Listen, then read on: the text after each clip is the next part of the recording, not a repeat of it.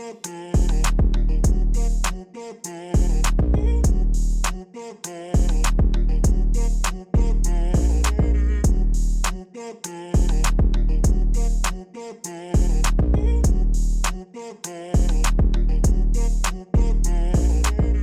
welcome back. We have Eve Intersection, our podcast episodes featuring content related to the calls to action and National Day for Truth and Reconciliation. In this episode, we're speaking to some of our wonderful colleagues from the sport industry from Hockey Nova Scotia. We have Dean Smith and Brad Taylor here with us. And I'm going to turn it over to them to do a quick introduction before we start in on the questions. Thank you very much, Shannon. My name is Dean Smith. I currently serve as Chair of Diversity and Inclusion for Hockey Nova Scotia. I've been in that role for the last 5 years, and we are currently working towards a number of recommendations in-house that include how to address the Truth and Reconciliation calls to action. So happy to be here. In my more formal employment, I serve as counsel to Justice Canada, and I do litigation on behalf of the Attorney General of Canada. Amazing. Thanks for being with us, Dean. And I do want to emphasize, I know in the past you've been involved with some of the TRC reporting process, and we might get into that a little bit in our episode today, but thank you so much for the work that you do with in and outside of sport. Yes, thanks, Shannon. Brad Taylor, Technical Director with Hockey Nova Scotia, and in my role with a lot of coach program development.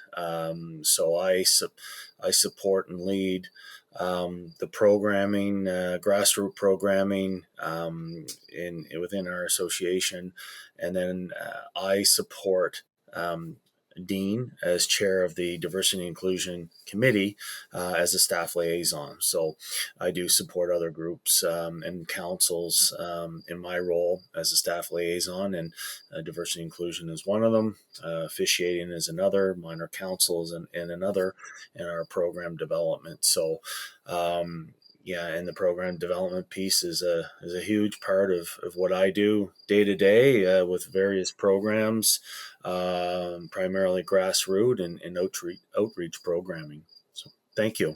Awesome. Thank you both for being here. And for our listeners, one of the reasons why we chose to speak with Hockey Nova Scotia and Dean and Brad specifically was, one, the wonderful work that we know that they're doing, but also the fact that this is a nonprofit sport organization. So a little bit of a different context when we spoke before about a for-profit organization. So both gentlemen here with us, we have Brad, who's in a paid staff position, Dean, who works closely with some of the task forces that come with a nonprofit organization and now currently sits on the board of directors. So a really great example of the partnership work that goes on between paid staff and a volunteer board of directors, especially when doing this important work.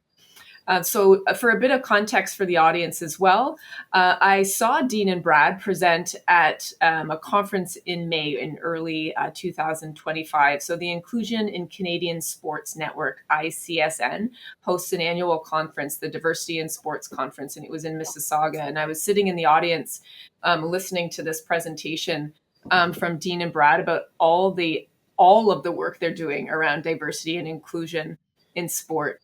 And then through some of the conversation, and then I did a little digging, I saw that they were doing really excellent work for a number of years around working with Indigenous communities and Indigenous girls in hockey as a specific program. So I've learned a lot over the last few months as I've been working to see what this great organization is doing. But I know I'm only sort of digging into a few of the things that is a part of a wonderful umbrella of programs that you're all involved in. So with the first question, what does Hockey Nova Scotia currently do to address the calls to action from the TRC? And I can leave it to either Dean or Brad to start that one.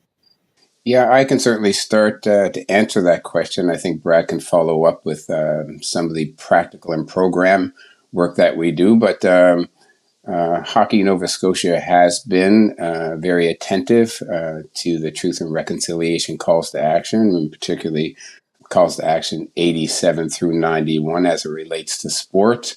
We have reviewed those calls to action as a board of directors, and we have done our best to see where we can marry those calls of action to the work that we're currently doing and what it looks like for the future as well. So from our perspective, we know that the number one criteria in satisfying and addressing some of the calls to action is relational work.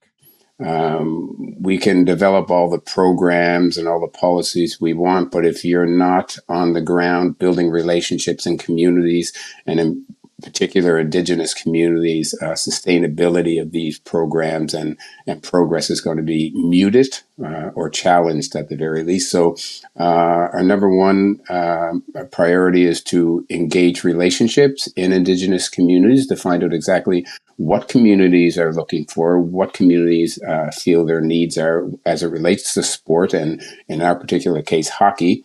And then working with communities from start to finish to develop some of these programs, some of these policies, some of these initiatives that support that work. So Brad is on the ground with a couple of key programs that we address with Indigenous communities, and I'll pass it over to him. Yeah, thanks, Dean. Yeah, it's such a huge piece to the puzzle is, for an organization just to start up and jump into communities without that relationship within, it just wouldn't happen. So we've built some really strong relationships across the province in several communities where the programs exist. Eskazoni, Millbrook, and also Member 2, particularly within our, and those are the 3 locations, Dartmouth. So those are the 4 locations that we've had with the programming piece in those communities, but also to, the partners that help with us. So the province, there's a gentleman by the name of Ryan Francis has been integral with the program. He's been a key lead. His daytime job is working with the province, but he does this because of his passion, his willingness to get more young girls into the game of hockey. One of the big organizations that is an organization called Mi'kma'ki Kinamat-Nui, and we call it MK. For short, but they're certainly one of the big organizations that we lean on in the communities. They're a programming and recreation type organization that exists throughout the province of Nova Scotia. So we lean on various partners, various funding partners, and organizations to make this happen. And same with some of the other programs. A quick example: we run a new to hockey program for new Canadians to our province, and we rely on the immigration organization of Nova Scotia. It's called ISANS, Immigration Society Association Nova Scotia, and there we really lean on the translation services. Without them, the program wouldn't exist. So, and same with the Girls Indigenous program. So we've built a strong committee that drives the program. Some are administrators, some are former players, some are current coaches. And there's a really good mix of, and some are mothers and fathers of the kids that are currently or past participants in the program. So we've had a really good mix of input, and we are currently going through a review of the program and bringing forth some recommendations on how we can improve the program even more. Awesome. You're making my job really easy because I'm taking all these diligent notes. I was like, I think you've already hit on everything from question number 2, which is so great because I think you have the foundation already in place. And so you're kind of just in the middle of keeping things going and thinking ahead to the future. I do have a few follow-ups. And the first one is to you, Dean. This is one thing that seems obvious, but also is, I think, important to really hammer home. When you first said all of the board members have reviewed the calls to action. Like, how important is that step, just in terms of really just familiarizing ourselves with what the TRC calls to action say and what they mean? Yeah, one of the downfalls of task force, I find, in public inquiries is in the past they've typically concluded with huge number of recommendations that either sit on a shelf or are glazed upon and rarely acted upon. But the Truth and Reconciliation Commission did a brilliant job in forcing society to take action. They're calls to action, and that's not usually the case. Normally, recommendations are a list of mundane things that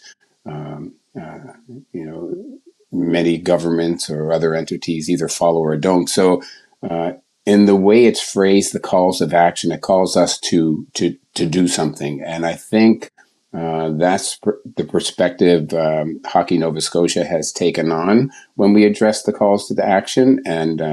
And we open every one of our meetings with land acknowledgements, but also take the opportunity on occasion to review the calls of action to see where we are with them and whether we're aligned with some of the purpose and the goals of the calls of action.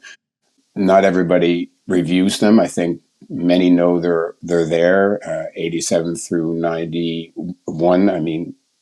They're distinct in themselves. They address federal, provincial, local governments and sport organizations' commitments to Aboriginal peoples, and I think they're important to continue to review over time. I don't think it ends. I think this is a work in progress that we always have to be aware of, and as Chair of Diversity and Inclusion, I try my best to make sure that our board of directors, which sets direction for the organization, is aware of them as well. The final thing I'll say about the calls of action is they're important because I know Indigenous communities hold them in high regard. And if we're not holding them in high regard, I think there's a disconnect in that. I think when we do approach Indigenous communities and they're aware that we're aware of the calls of actions, and particularly as they relate to sport, I think that's a great starting point for our relations. So it's important. Yeah, and I think you and Brad have highlighted this point of the relevance of going into community and actually creating those sustainable, authentic relationships. So important to this process. And then, as you say, that trust is developed when we're actually doing the work to understand what those calls mean, for sure.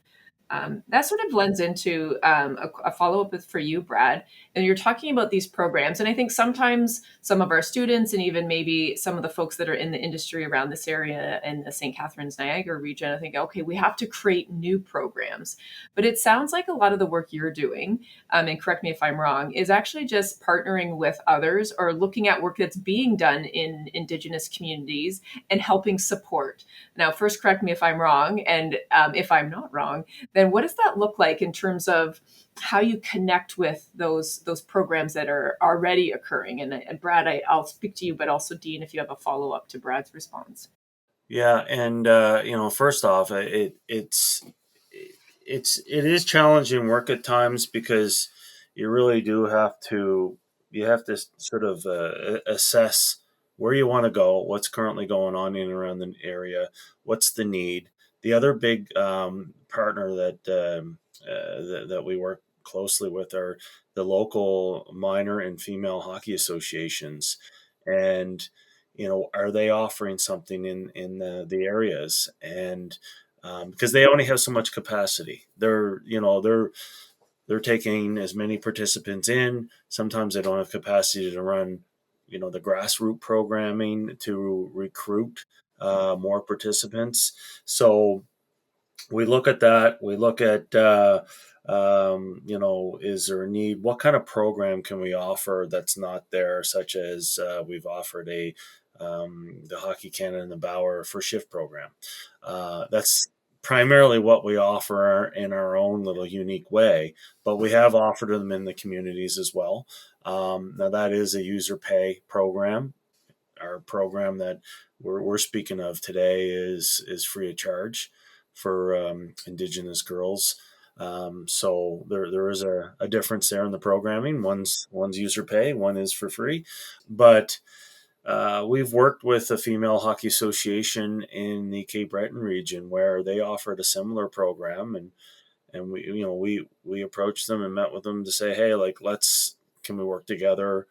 How about, if you want to offer yours as a standalone for the first half of the season, we'll offer one for the second half of the season. So that's primarily how a lot of these entry level programs work, is they'll offer them for 6 or 8 or 10 weeks, get them introduced to the game, and then get them into a minor or female hockey association. So, working with those current programs or existing programs, and or finding a way to partner. And if there's no need, then we'll go to the next community. So we certainly don't want to step on toes of current programs, but we haven't come across a situation where we haven't been able to work with existing or other community programming as of yet.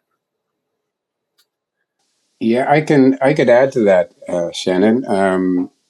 As we said from the beginning, a significant and most important part of the work is that relational work. And through that relational work, if you are able to build good relationships, you then gain access to some of the important work that's either required or currently being done in Indigenous communities related to sport, in our case.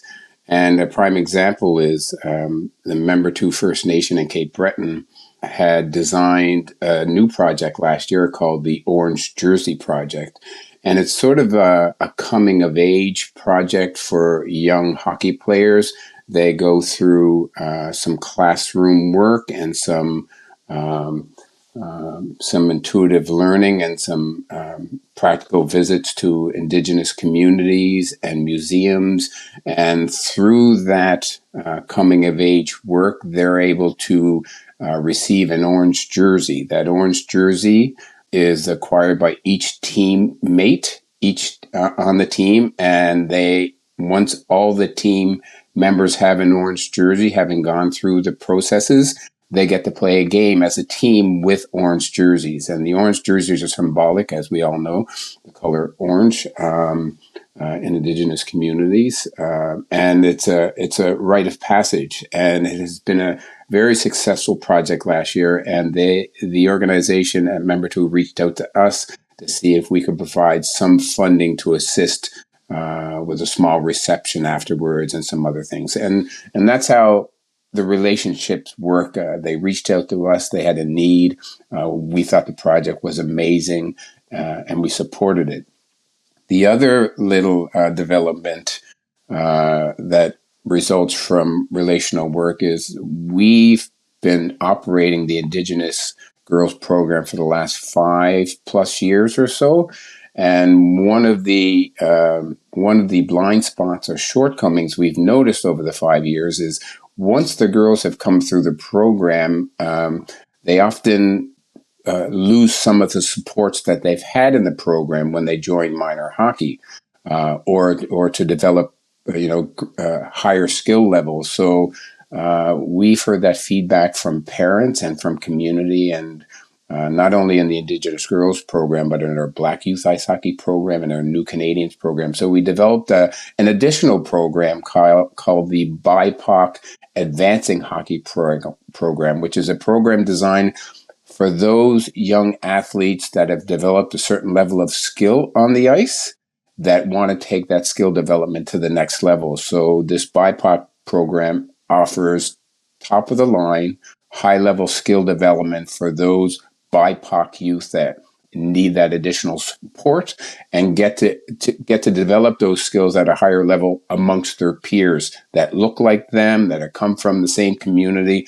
So that has been a very huge success over the last 2 years. I think our first year we won the Sport Makes a Difference Award for that particular program because it bridged that gap and allowed Indigenous players, it allowed Black players, it allowed New Canadians to feel at home and welcome amongst themselves in that program. And it supports them when they go to their home teams where they're one of 2 or 3 Indigenous players in the room.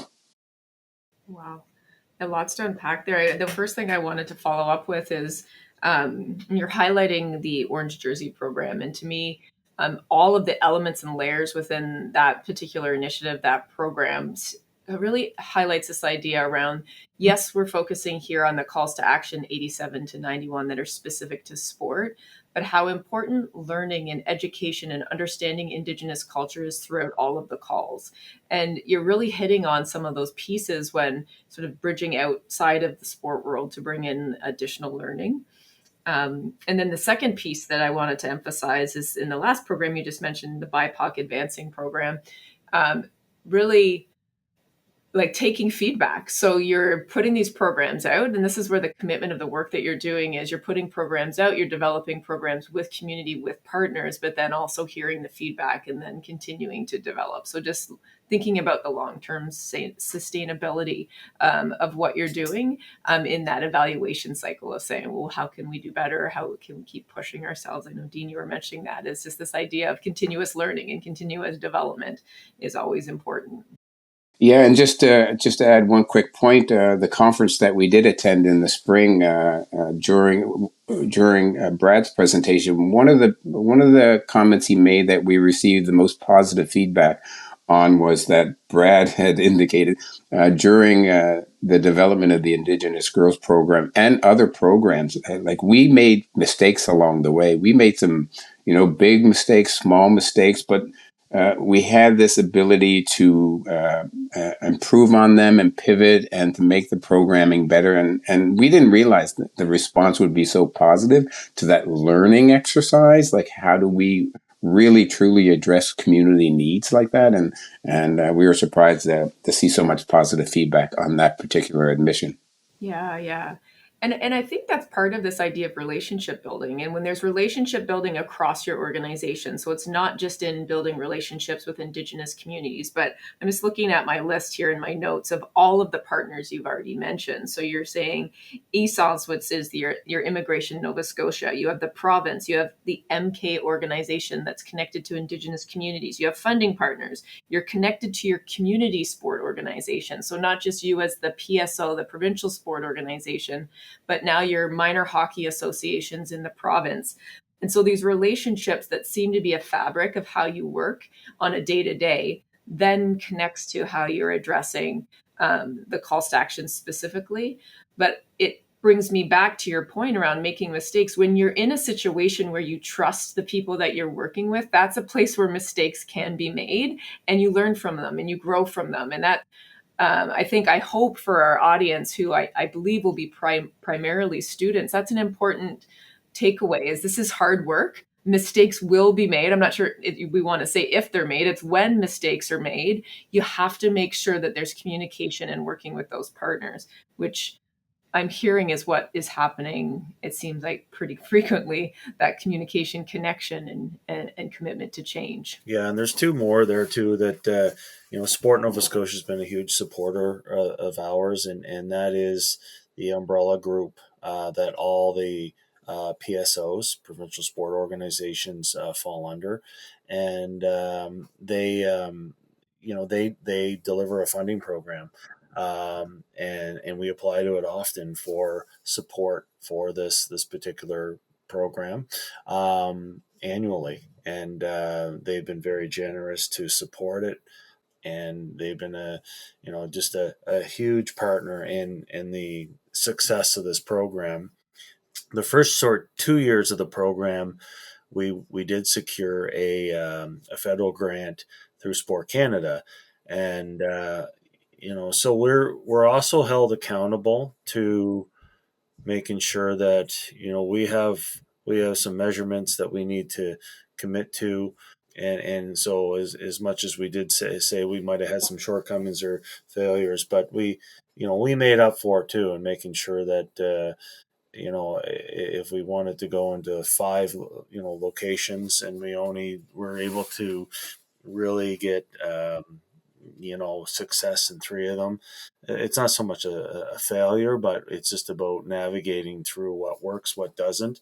But going back to the accountable piece is that, we also had to, with all funding, we have to make sure that we, we show proof of the program, what we've accomplished, and checking the boxes of our successes. And so that was a big one, is the Sport Canada piece that really got the program off the ground and running.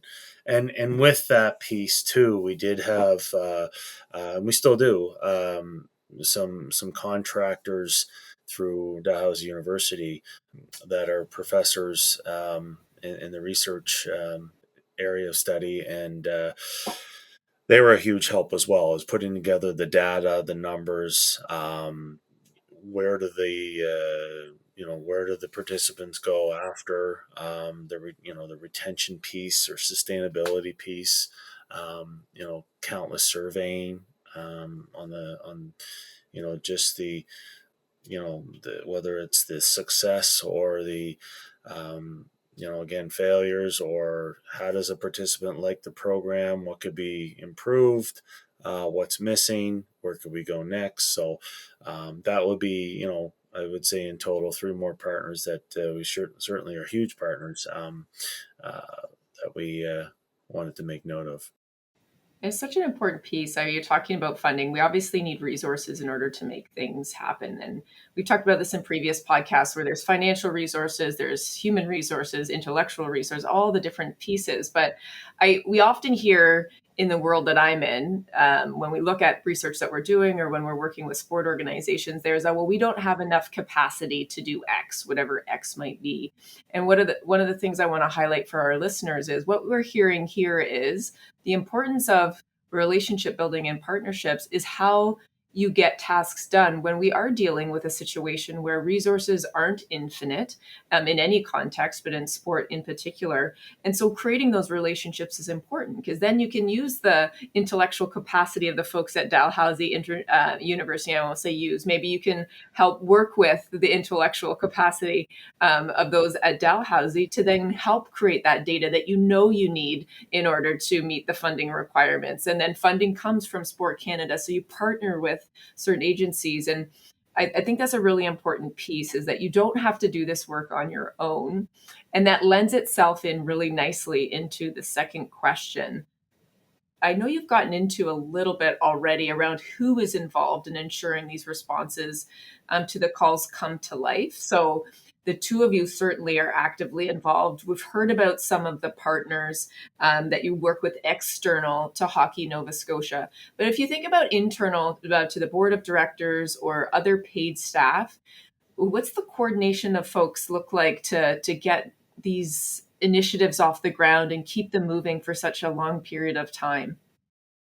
Yeah, I can certainly begin answering that question. I think to really build sustainability into addressing the calls to action, you need to have all the players that are involved in delivering this particular sport to Nova Scotians involved. And that begins with the board of directors here at Hockey Nova Scotia.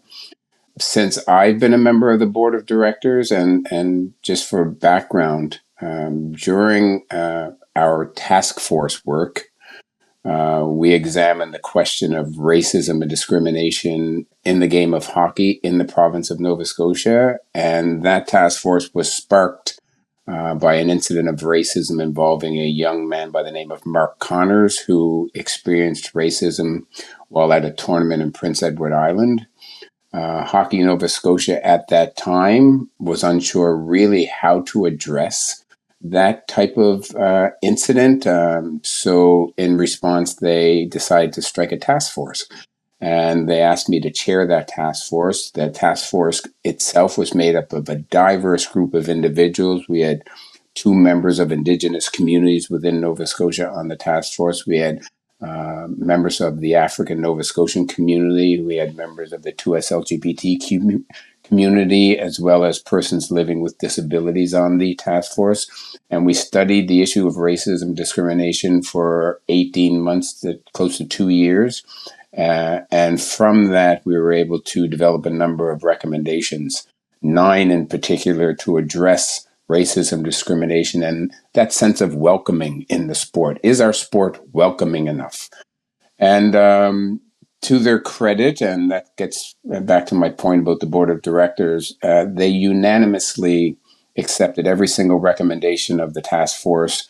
And since the final report was tabled in 2021, we've had unanimous consent on every recommendation we've been addressing that has to come to the board first for approval before we action it. And that's the role that Brad and his team roll in with. So my job as chair of diversity and inclusion is to keep the board apprised and informed and educated on some of the work that we're doing and the reasons why we're doing it and the needs, and to seek their approval to move forward. Because many of these items include budget lines, and for many years those budget lines never existed, but since the tabling of the task force final report, a significant budget has been tabled every single year to address and to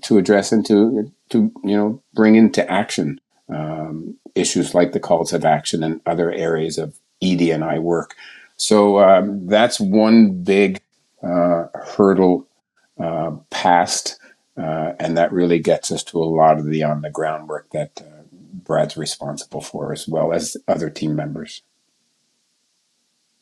And just on that point, I think one of the big pieces that I've learned along the way, and with Dean and various other volunteer groups, is it's not a one-time deal. In order for the work to make an impact, we talk a lot of the words that we're using today, sustainability. We got to make sure that funding is there year after year. We got to make sure that we have good people on the ground, and we're treating them fairly. They're all volunteers, making sure that they're happy. They need what they need to execute the program. We're very lucky that we have, various groups of volunteers that are boots on the grounds with these programs that, they genuinely love working grassroots programming with diverse communities and children. And like I said before, one of the key pieces to the Girls Indigenous program is we have a great mix of community minded people, whether they're current coaches, just finished playing university hockey, trying to figure out the next step in their lives, but they're having they're committing to the program.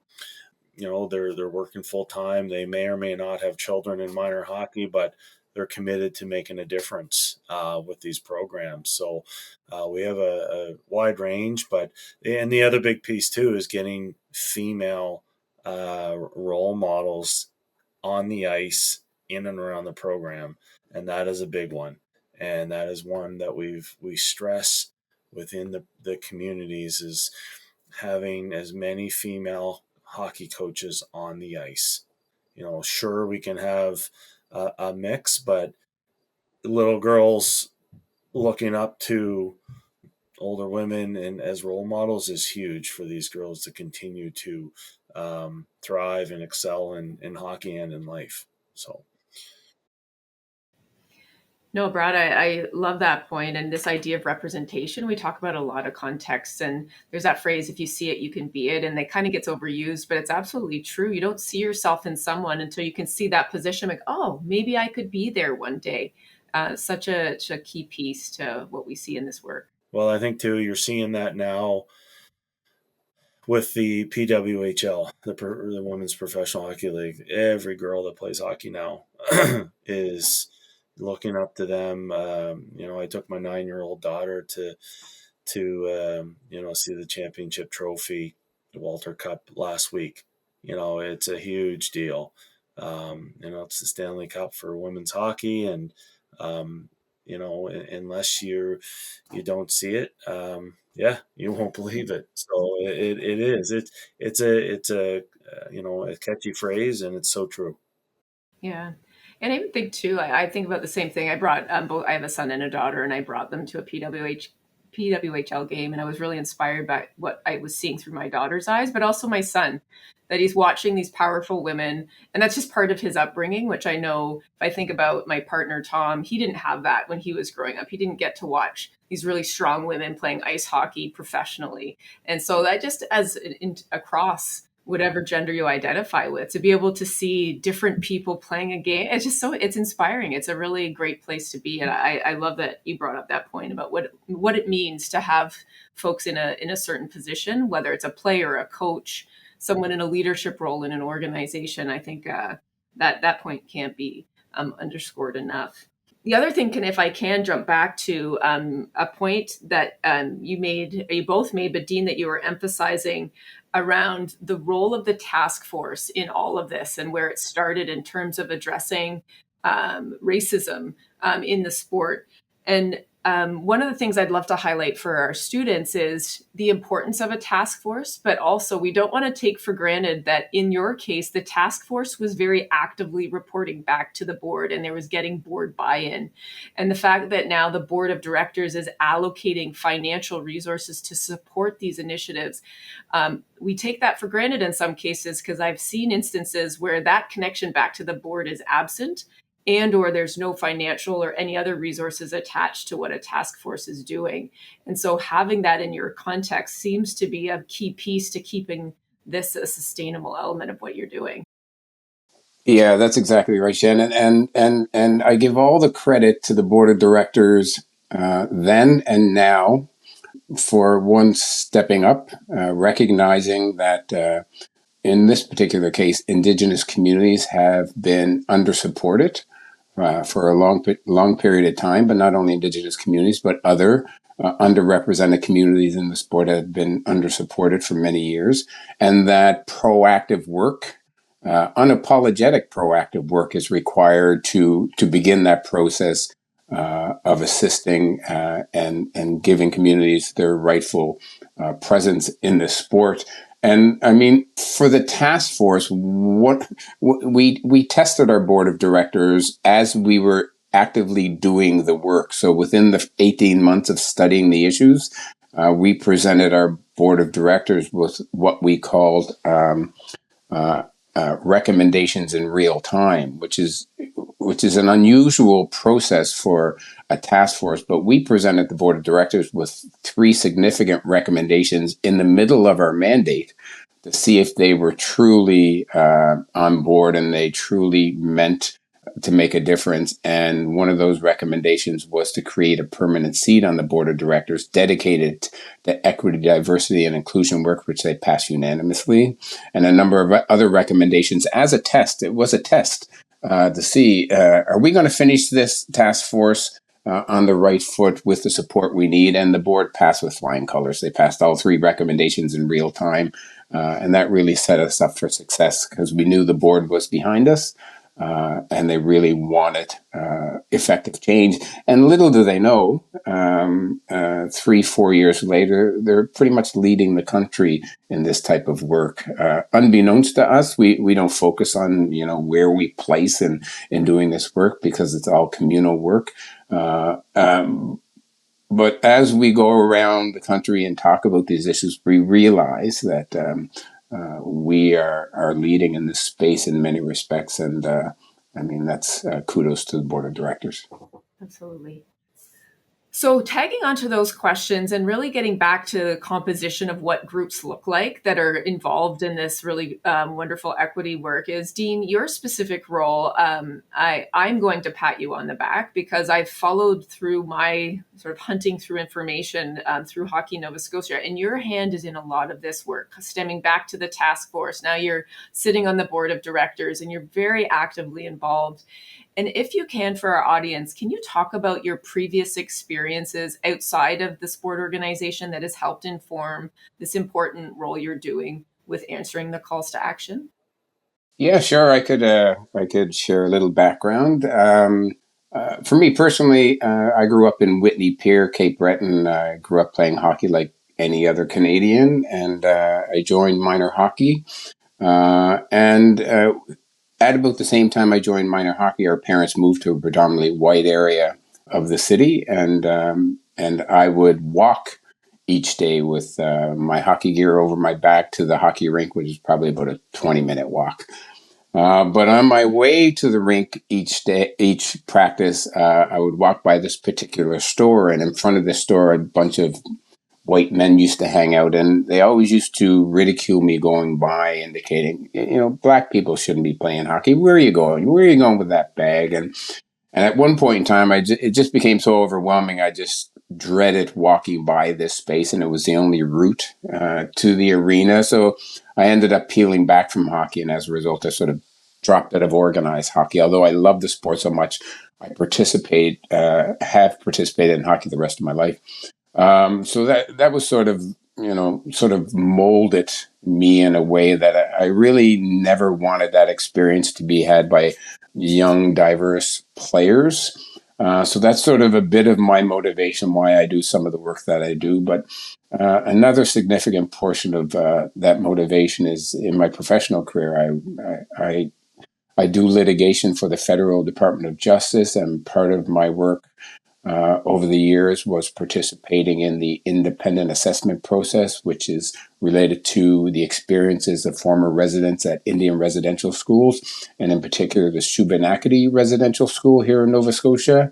My job was to listen to the stories of former residents and their experiences during their time at Shubenacadie Residential Schools. Those stories, of course, will never be repeated, but I do remember a common theme that relates to sport.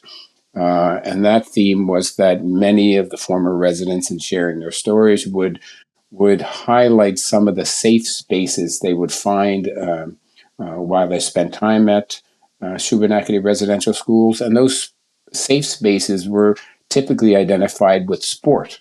In particular, they would feel safe on the playgrounds. They would feel safe on the soccer field. They would feel safe participating in baseball.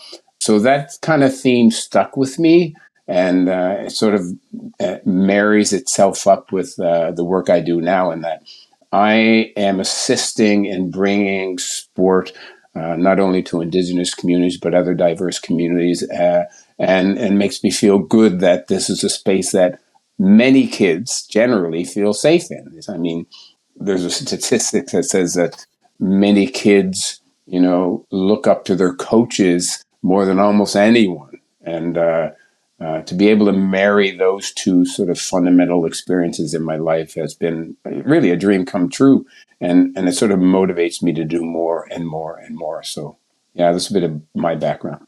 Yeah, thank you for bringing your passion, being so honest, and bringing all of this to sport. I think the people around you in Nova Scotia now, across the country, because we're hearing this now, as people are starting to hear about what you're doing in Nova Scotia, and the word is spreading, but that you're impacting so many people, and that is truly remarkable. And one of the things I want to highlight for our listeners regarding the first part of your story and the experience you had as a young person is that we oftentimes just think about the program itself around sport, but recognizing what's happening in the world around sport is not separate from sport itself. And so the experience of sport is far beyond just what we see on the ice rink or the playing surface or the basketball court or whatever sport we're involved in. And I really appreciate you, one, being very honest with us, but also just allowing the listeners to hear that, is that we have to be mindful of what's happening in society. And not just what's happening in our sport. And that speaks to also the broad nature of the calls. It's not just 87 to 91 that we're talking about here. It's the broad impact across the board. So thank you so much, Dean, for sharing that with us. And I'm also thinking about the partnerships and work that you've created through those experiences. And now you've worked with Brad for such several years, it sounds like. And also, it was funny when I first met Brad. We met, just he and I, on an online call. I think you couldn't make it. And he was very insistent. He's like, Dean has to be involved. Like Dean's voice has to be in this space. And I totally get why. And I love when those relationships are there and you just know who you can lean on. And that sort of leads me into Brad. Like, how did you get involved in your role? I was sort of heard Dean's journey, but when we think now of a paid staff position, how did you land in this partnership with Dean? Yeah. And just before that, Dean was involved with one of our programs, the Black Youth Ice Hockey program, for many years before he came on as chair and a board member. So, he's been involved for years.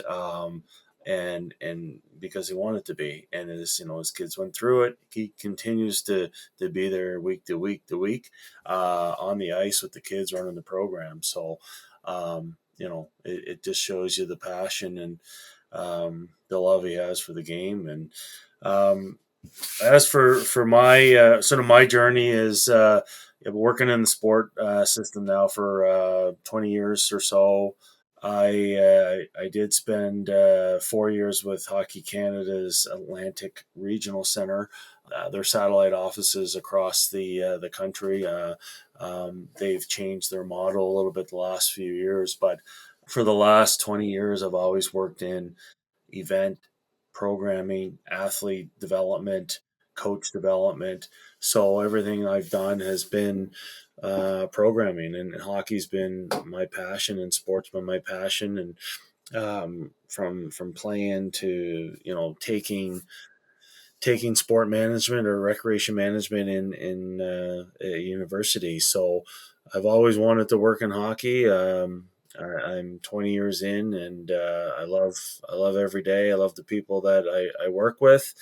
It is very rewarding to see programs, flourish and again sustain and continue, and to drive numbers through the participation system and keeping them, the numbers growing, and whether they continue to play or coach or stay involved or be a volunteer, that's great as long as they have a connection to it. And as they get older, their kids hopefully will try it. But just getting more families exposed to the game. And and now today I coach myself. I coach my 9-year-old daughter in female hockey and my 11-year-old son in minor hockey. And it's great to be part of it. When I first came on to the diversity and inclusion committee, I did say to Dean, like, I do have a passion for, running inclusive programming, whether it's, para hockey, the community programs that we run. But I said, being a white male, how do I support? I don't have the same stories as some of the other folks around the table. So, Dean's, words of wisdom were to support, listen, be there when we need you. And so hopefully I've been there and been able to support and do whatever I possibly can to make the programs a success. Yeah, that's remarkable. And I think it comes back to, I'm going to sort of circle us back to when we talked about failure, and this idea of learning from failure and recognizing it's going to happen no matter. When we're doing hard work and we're doing meaningful work, there's going to be failure. And Brad, I'll ask you this question if you're comfortable in answering, because I feel the same way as a white woman, a settler on this land. I constantly feel like, am I the right person to have this conversation? And we're talking with Allison, our producer, at one point too, just saying like, are we going to make mistakes? And so when we think of failure, and you just sort of brought up this, am I the right person in this position? Another thing to think about is, and a question for you, how do you deal with pushback if you ever receive it? We've talked a lot about the positives, and there's lots of positive in the program, but have you ever received any pushback from members or people in the community, and how do you handle that in terms of what comes at you as the technical director? Yeah, there's certainly a few stories within this work, and I have had pushback as far as may not be part of a certain community, so I don't understand or realize their needs. But that's when you bring the experts in, and I can help facilitate it. So we've brought in, the Black Ice Society to support our Black Youth Ice Hockey program. We've brought in Black leaders to help facilitate and run, some of the program. We've brought in ISANS, the Immigration Services Association Nova Scotia. They're the experts in the field. I'm not an expert. I don't, again, I haven't had some of the experiences, but and that's fine. People will, make some comments, in, that I may not be the right person to, or some folks may not want to speak or work with me directly because I am a white male running some of these inclusive programming, but it's, it'd be my job to bring in the experts. I work closely with the parasport coordinator with Sport Nova Scotia. Been a great asset. We have, we're bringing in the key stakeholders within our para hockey community in a few weeks. They're driving the agenda. I'm facilitating it. I'm not going to come in and say that I'm the expert in the area and space. So, and I'm learning. I said this at the conference. I'm learning day to day. I'm not going to claim that I'm an expert in it. You learn, you listen, you talk to people, and hopefully you can help facilitate the processes and people through the programming. I love that so much. And it comes back to what we were talking about with authentic relationships and the fact that you're able to lean in and say, I this isn't my area, but we're all working together. And it seems like you've created this wonderful community there at Hockey Nova Scotia. Awesome. So I'm so happy that we've been able to have this rich conversation. And I know I've had you for a longer time than I promised, but this last question I really just want to get from you, just your thoughts around, one, your commitment and your passion for this is so apparent through this conversation. So what items are you excited to see moving forward with Hockey Nova Scotia and your commitment to truth and reconciliation? And I'll start with Dean because we're speaking with Brad. Thank you, Shannon. And I really appreciate this question, and it's quite timely for us at Hockey Nova Scotia. And it relates particularly to all the calls of action, 87 through 91, but in particular, call to action 87, which asks levels of government to collaborate with Aboriginal sports Hall of Fames, and other relevant organizations to provide public education that tells the national story of Aboriginal athletes in history. And that particular call to action is quite poignant today because yesterday, on behalf of the board of directors of Hockey Nova Scotia, I was in Eskizoni First Nation in Cape Breton, where we unveiled an annual award and an annual scholarship in honor of Erin Denny.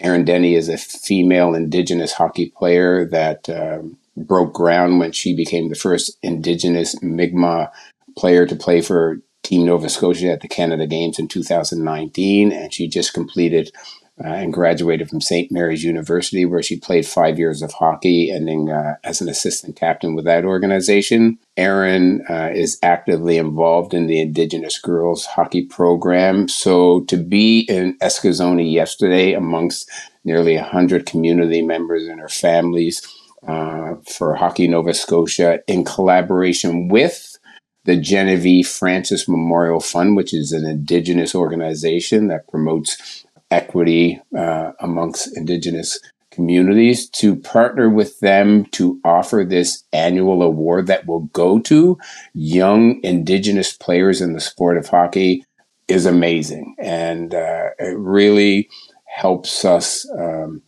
build a bright future, to be connected to that future and to be connected to Indigenous communities for a very long time to come.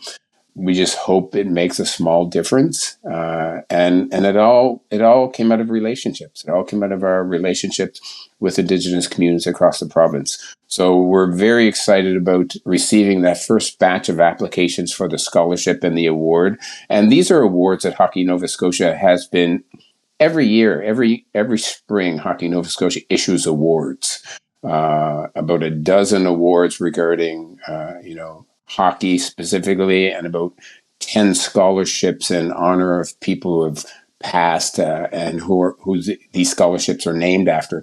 But the current list of scholarships, none of them are named after Indigenous individuals. So to be able to introduce the Aaron Denny Scholarship, a $2,000 scholarship that will go to graduating students, Indigenous students, is just an honor. So that's something we look forward to, that first batch of applications and reviewing them.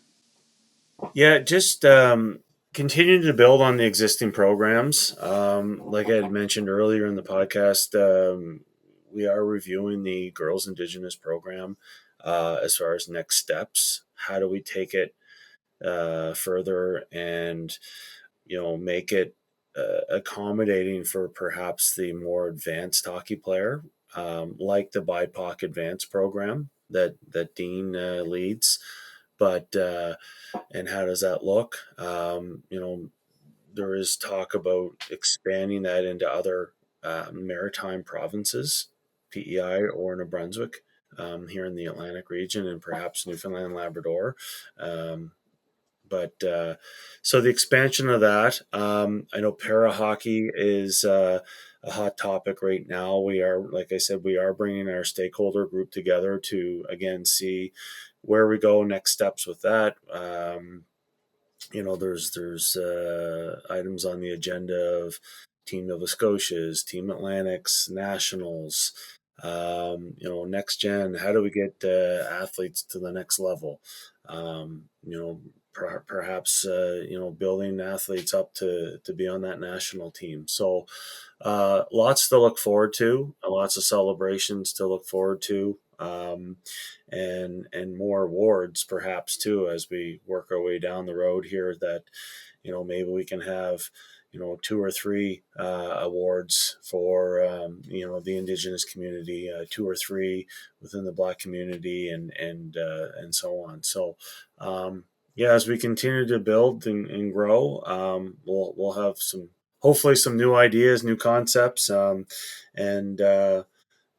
just looking forward to working with Dean and our committee and seeing what's next. Amazing. Well, we're looking forward to following all the wonderful work that you're doing. And I'm also looking forward and very excited to have the folks in our Brock network and hopefully abroad learn from what you're doing at Hockey Nova Scotia. The idea of building relationships, sustaining a commitment to the calls to action within the fabric of your organization. Really, really wonderful things happening. And I just appreciated the opportunity to learn from you both. So thank you, Dean. Thank you, Brad. And I look forward to seeing what the future holds. You're welcome, and go Brock. Yeah. Oh, go Badgers. Yeah. Go Badgers. Thanks for having us. Thank you. Yeah. Thanks so much. Appreciate it.